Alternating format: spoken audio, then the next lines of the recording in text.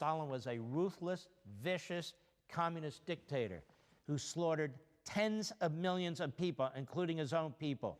None of that happened. None of it.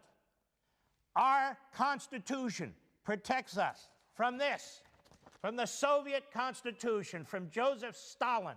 What else does it protect us from? This, the 110-page Sanders-Biden Manifesto, which is the Soviet Constitution light, but it is the same mindset. Every aspect of our society in this document is regulated and taxed by a central authority that the Democrats want to control. Once they dispose of the Supreme Court, once they dispose of the Senate, once they dispose of the right for many of us to have our votes counted, once they dispose of parts of the Bill of Rights, what they've been trying to do, this document, their 110-page document, will become more like the Soviet Constitution. I'm looking at the 1936 Constitution of the Soviet Union, adopted in December of that year. In other words, Stalin's Constitution. I want to read you a few things from this and tell me if it sounds familiar to what the Democrats, Biden, the Senate candidates, and so forth have been running on in this 110-page manifesto. Let's see if there's any similarities. You ready? Article 118 in Stalin's Constitution. Citizens of the USSR have the right to work. That is, are guaranteed the right to employment and payment for their work in accordance with its quantity and quality. The right to work is ensured by the socialist organization of the national economy, the steady growth of the productive forces of Soviet society, the elimination of the possibility of economic crises, and the abolition of unemployment. Sound familiar, AOC? Article 119, citizens of the USSR have the right to rest and leisure. The right to rest and leisure is ensured by the reduction of the working day to 7 hours for the overwhelming majority of the workers, maybe family leave or something of that sort. The institution of annual vacations with full pay for workers and employees, and the provision of a wide network of sanatoria, rest homes, and clubs for the accommodation of the working people. Pretty close, right?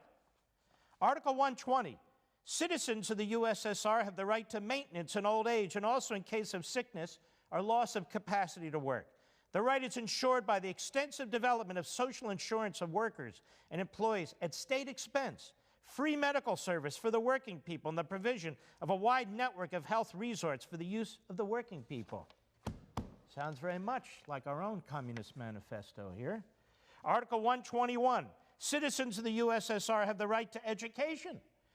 This right is ensured by universal, compulsory elementary education, by education including higher education, being free of charge, imagine that, by the system of state stipends for the overwhelming majority of the students in the universities and colleges, by instruction in schools being conducted in the native language, and by the organization in the factories, state farms of machine and tractor stations, and collective farms of free vocational, technological, agronomic training for the working people.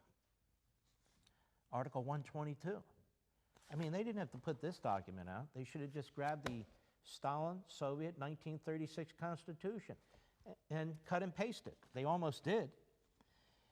Women in the USSR are accorded equal rights with men in all spheres of economic, state, cultural, social, and political life. The possibility of exercising these rights is ensured to women by granting them an equal right with men to work, payment for work, rest and leisure, social insurance and education, and by state protection of the interests of the mother and child, pre-maternity and maternity leave with full pay, and the provisions of a wide network of maternity homes, nurseries, and kindergartens.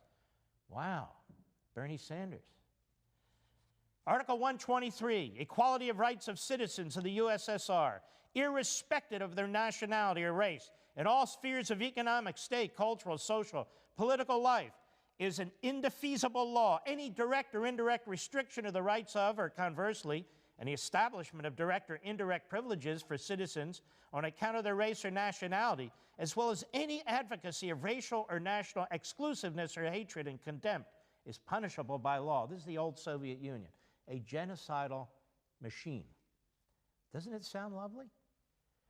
Article 124, in order to ensure to citizens freedom of conscience, the church in the USSR is separated from the state and the school from the church. Freedom of religious worship and freedom of anti-religious propaganda is recognized for all citizens. Of course, They destroyed churches and they rounded up people because communism and religion simply don't mix.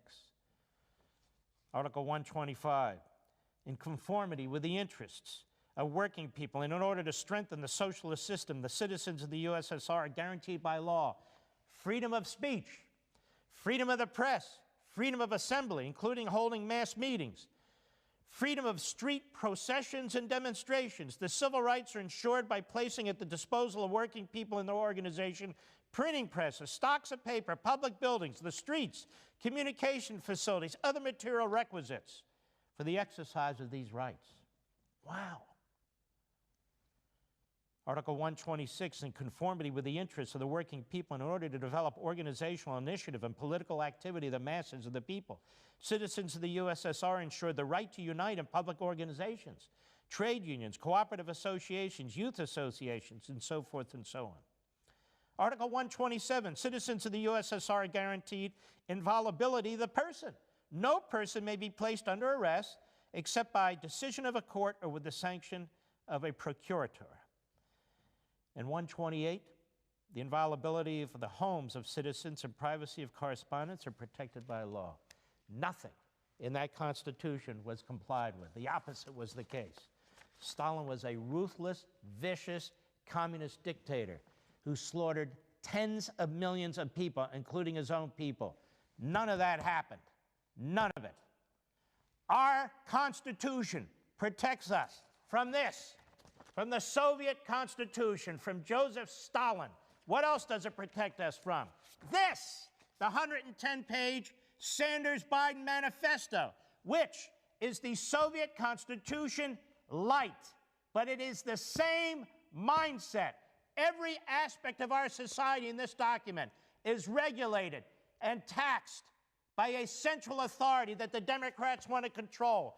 Once they dispose of the Supreme Court, once they dispose of the Senate, once they dispose of the right for many of us to have our votes counted, once they dispose of parts of the Bill of Rights, what they've been trying to do, this document, their 110-page document, will become more like the Soviet Constitution.